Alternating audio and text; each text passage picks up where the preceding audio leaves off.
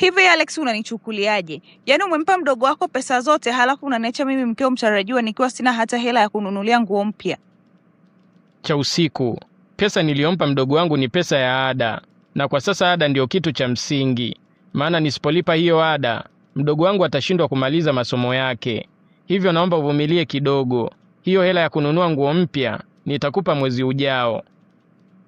Kwa kweli unanishangaza sana Alex. Yaani unawathamini sana hao ndugu zako kuliko hata mimi mchumba wako. Hivi ina maana hao ndugu zako ombaomba hawajui kwa sasa hivi una majukumu hadi shida zao zote wakuletee wewe? Sikia nikwambie kitu cha usiku. Naomba uwaheshimu ndugu zangu kama wao wanavyokuheshimu. Umesikia? Hebu usinitishie wewe mwanaume. Sasa kwa taarifa yako naondoka. Tuone kama utaoa ndugu zako. Kama unataka kuondoka, we ondoka. Siwezi kulea upumbavu wako mimi.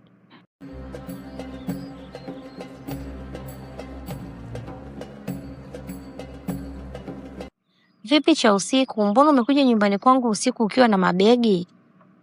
Nimeachana na Alex. Jamani cha usiku, mbona imekuwa ghafla sana? Kwani ni sababu gani imewafanya muachane?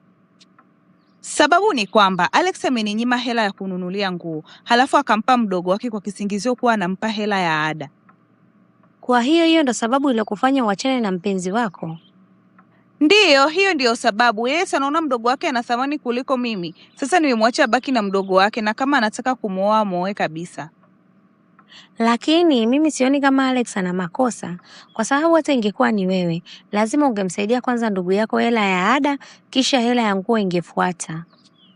Kwa kweli Malaika, unanishangaza sana. Yaani badala uniunge mkono mimi rafiki yako, wewe unamtetea Alex ambaye hana mchango wowote kwenye maisha yako. Sio kwamba namtetea Alex, ila unapomfanyia kaka wa watu sio vizuri kwa kweli. Atajua mwenyewe, kwani mimi nilimuomba anipende? Yaani kuliko niendelee kuishi na mwanaume anayejali ndugu zake kuliko mimi, ni bora niende nikaishi kwa Sam, maana yeye hakai na ndugu zake nyumbani kwake. Cha usiku, ina maana ulikuwa na mwanaume mwingine zaidi ya Alex? Ndiyo, ila nilimwambia kuwa Alex ni kakaangu, maana sikutaka ajue kuwa naishi kwa mume mwenzie. Lakini si Alex alishakuahidi kabisa atakuoa? Dada, hapa ni mjini, kuna kuachwa. Kwa hiyo lazima ujiongeze, la sivyo ukiachwa utajikuta huna hata mtu wa kukuliwaza. Sawa bwana, mimi sina cha kusema hapo. Karibu mpenzi. Asante baby, mwanzo nimekuja tuishi wote, maana najisikia upweke kuishi mwenyewe.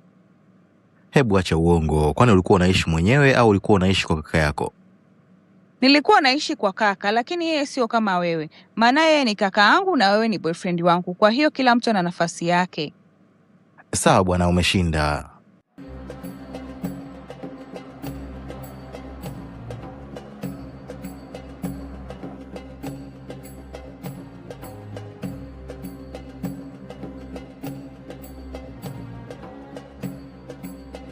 Cha usiku, mbona unabadilisha chaneli na wakati unaona naangalia mpira? Mimi pia nina haki ya kuangalia kitu ninachokipenda. Kwa hiyo usijaribu kunionea kisa huu upole wangu. Huu si muda wa kupika lakini. Kwa hiyo kama ni muda wa kupika, naomba uende ukapike. Huu muda ambao mimi naangalia mpira. Alafu ukimaliza nitakuachia uangalie chochote unachotaka. Mimi sina njaa. Kama wewe una njaa nenda jikoni ukapike. Lakini wewe ni mke wangu mtarajiwa, kwa hiyo ni jukumu lako kunipikia hata kama hauna njaa. Sam, umeshasema mimi ni mke wako na sio mfanyakazi wako. Hivi, haya majibu umeyatoa wapi cha usiku? Majibu ni yangu na kupika sipiki. Kama umenichoka ni heri uniambie niondoke. Sawa, basi nitaenda kupika mwenyewe. Halafu naomba ulete mfanyakazi humu ndani, la sivyo utapika mwenyewe kila siku. Sawa, nitaleta.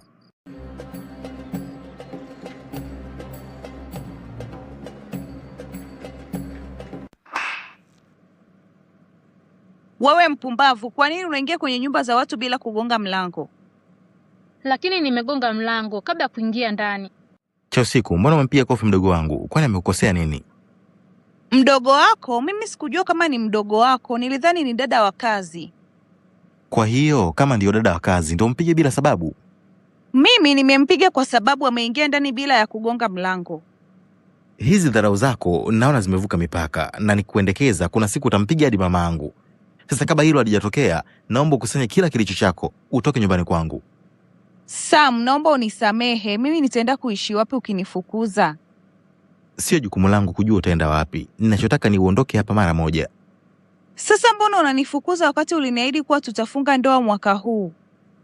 Kwa dharau unazonionyesha kila siku, usiwezi kuoa mwanamke kama wewe.